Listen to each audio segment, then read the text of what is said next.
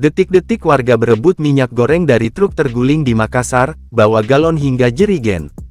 Sebuah truk kontainer pengangkut minyak goreng terguling masuk ke halaman Menara Pinisi UNM, di Jalan Andi Pangerang Petarani, Makassar, Sulsel, Kamis tanggal 24 Oktober tahun 2024. Tampak, warga berkerumun di lokasi kejadian mengambil minyak goreng yang tumpah dari kontainer menggunakan galon, jerigen, dan ember.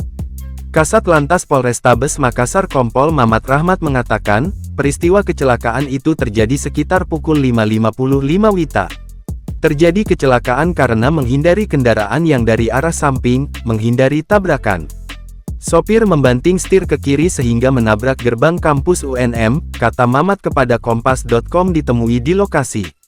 Menurut Mamat, proses evakuasi mengalami sedikit kendala lantaran banyaknya warga sekitar memadati lokasi untuk berebut minyak goreng curah yang tumpah di ruas jalan. Muatan tersebut adalah minyak goreng kemasan sebanyak 30 ton. Itu ada sebagian yang bocor sehingga masyarakat mengambil bocoran dan tumpahan di jalan. Hari ini terlihat terjadi kemacetan dan kepadatan, masih berlangsung evakuasi kendaraan tersebut, ucap Mamat.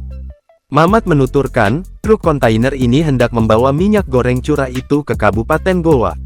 Saat ini kendaraan masih dievakuasi ke Posko Laka Lantas Polrestabes Makassar.